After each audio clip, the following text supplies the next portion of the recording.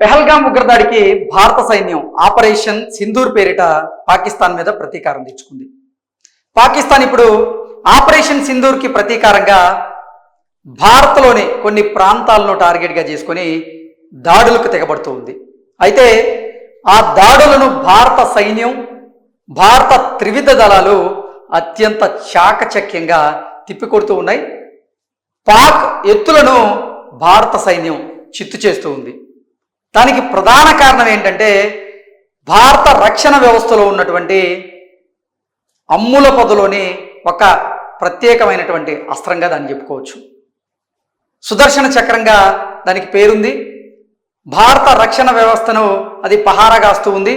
అది ఏదో కాదు, S-400. ఈ S-400 వ్యవస్థని నిన్న భారత సైన్యం యాక్టివేట్ చేసింది. యాక్టివేట్ చేసి పాకిస్తాన్ నుంచి ఏదైతే ఆత్మహత్య డ్రోన్లు, ఫైటర్ జెట్ల దాడులు, నెక్స్ట్ క్షిపణులతో చేస్తున్నటువంటి దాడులు ఏవైతే ఉన్నాయో వాటిని ఈ S-400 చాకచక్యంగా ఎదుర్కొంటూ వాటిని తిప్పికొట్టింది. పాకిస్తాన్కి చెందినటువంటి 3 ఫైటర్ జెట్లను S-400 కుప్పకూల్చింది. అలాగే 50 ఆత్మాహుతి డ్రోన్లను కూడా ఈ S-400 చాకచక్యంగా పేల్చివేసింది.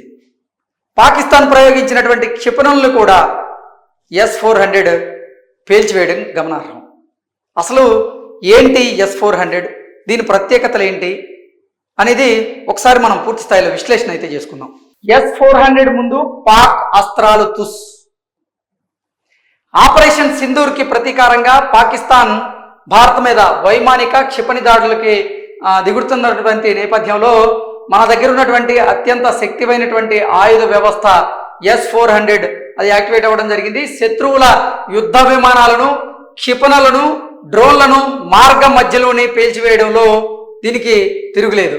సో ఇందాక మనం చెప్పినట్లుగా శత్రు దేశాలకు సంబంధించినటువంటి యుద్ధ విమానాలను, అలాగే డ్రోన్లను, క్షిపణులను ఈ S-400 చాకచక్యంగా గుర్తించగలదు.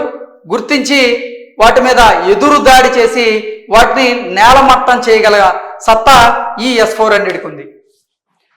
ప్రస్తుత ఉద్రిక్త పరిస్థితుల్లో భారత బలగాలు ఈ ఆయుధ వ్యవస్థను క్రియాశీలకంగా వాడుతూ ఉన్నాయి. అసలు ఏమిటి ఈ S-14 అనేది మనం విశ్లేషణ చేసుకుంటే ఇది సంచార క్షిపణి వ్యవస్థ. రష్యాకి చెందినటువంటి PMO ఆల్మాత్ సంస్థ దీన్ని అభివృద్ధి చేసింది.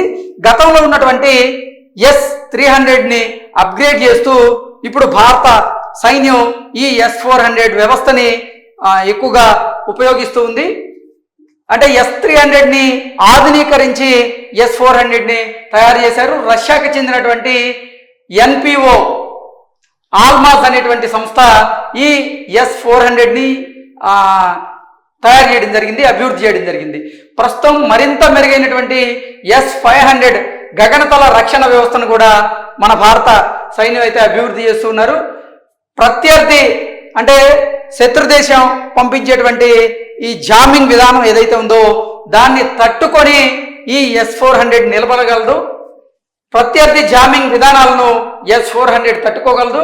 ఇది యుద్ధ విమానాలు, డ్రోన్లు, క్రూజ్ క్షిపణులు, బాలిస్టిక్ క్షిపణులు అత్యంత ఖచ్చితత్వంతో నేల కూర్చగలదు. సో మనం ఇందాక చెప్పుకున్నట్లుగా S-400 ఇది భారతదేశానికి ఒక సుదర్శన చక్రంలాగా పనిచేస్తూ భారత రక్షణ వ్యవస్థను కాపాడుతూ భారత సైన్యంలో పహారాగాస్తూ ఉంది. ఈ S-400 లేకపోతే మాత్రం నిన్న భారత్లో పాకిస్తాన్ చేసినటువంటి దాడులకు గాను ఎంతో ఆస్తి నష్టం అయితే సంభవించేది. కానీ ఒక్క ఆత్మాహుతి డ్రోన్ కూడా భారత భూభాగం మీద పడకుండా ఈ S-400 చాకచక్యంగా ఆ ఆత్మాహుతి డ్రోన్లను పేల్చివేసింది, నేల కూల్చింది. అలాగే పాకిస్తాన్ సైన్యం భారత్ మీద ప్రయోగించినటువంటి 3 ఫైటర్ జెట్లను కూడా, 2 ఫైటర్ జెట్లేమో JF-17, 1 ఫైటర్ జెట్ ఏమో F-16, వీటిని ఈ S-400 వ్యవస్థ ఏదైతే ఉందో అత్యంత చాకచక్యంగా వాటిని గుర్తించి గమనించి వాటి కదలికల మీద కన్నేసి వాటిని నేల కూల్చింది. కాబట్టే మనకి ఎటువంటి ఆస్తి నష్టం అయితే సంభవించలేదు.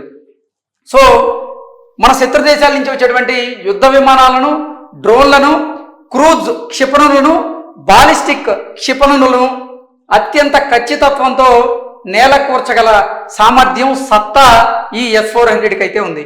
మొత్తం 5 క్షిపణి వ్యవస్థల కొనుగోలుకు భారత్ 2018లో రష్యాతో $543 కోట్ల ఒప్పందం కుదుర్చుకుంది. అందులో 3 వ్యవస్థలు ఇప్పటికే భారత్ చేరాయి. మిగతాయి వచ్చే ఏడాది ఆగస్టులో మనకి అందేటువంటి అవకాశం అయితే ఉంది. ఇక చూసుకున్నట్లయితే 3 S-400 వ్యవస్థలు ఎక్కడెక్కడ మోహరించారు భారత ప్రభుత్వం అనేది, భారత సైనిక వ్యవస్థ అనేది ఒకసారి మనం చూసుకున్నట్లయితే, పాకిస్తాన్ నుంచి ఎదురయ్యేటువంటి ఈ ముప్పు నుంచి తప్పించుకునేందుకు, అలాగే పాకిస్తాన్కి తిప్పికొట్టేందుకు ఈ S-400లను పంజాబ్లో 1, రాజస్థాన్లో ఒక్కొక్కటి చొప్పున S-400 వ్యవస్థలను మోహరించినట్లుగా మనకు తెలుస్తోంది, సమాచారం అందుతుంది. అలాగే ఒకవేళ గనక భారత్ పాక్కి జరుగుతున్నటువంటి ఈ ఉద్రిక్తకరమైన పరిస్థితులు ఏదైతే ఉన్నాయో మధ్య, వాటిలో చైనా కనుక ఇన్వాల్వ్ అయితే చైనా నుంచి రక్షణ కోసం కూడా అరుణాచల్ ప్రదేశ్ లేదా అస్సాంలో ఒక ఈ వ్యవస్థను రంగంలోకి దించి ఉంటారంటూ కూడా అంచనాలు అయితే వస్తూ ఉన్నాయి. వీటితో పాటుగా స్వదేశీ క్షిపణి రక్షణ వ్యవస్థ కోసం భారత్ ప్రాజెక్ట్ కుసాని కూడా చేపట్టింది. ఇది దీర్ఘశ్రేణి వ్యవస్థ. ఇది ఉపరితలం నుంచి గగనతలంలోని లక్ష్యాలను ఛేదించగల దీర్ఘశ్రేణి అస్త్రాలను నిలువరించడానికి ఉపయోగపడుతుంది. రక్షణ పరిశోధన అభివృద్ధి సంస్థ అయినటువంటి DRDO దీన్ని అభివృద్ధి చేసింది. ఇందులో 150 నుంచి 350 కిలోమీటర్ల పరిధి కలిగినటువంటి భిన్న రకాల క్షిపణులు కూడా ఉంటాయి. సమర్థత విషయంలో ఇది S-400కు అలాగే ఇజ్రాయెల్కు చెందినటువంటి ఐరన్ డోమ్ వ్యవస్థకు ఏమాత్రం తీసిపోదు. ఇది స్టెల్త్ యుద్ధ విమానాలను, క్రూజ్ క్షిపణులను, డ్రోన్లను నేలకొల్చగలదు.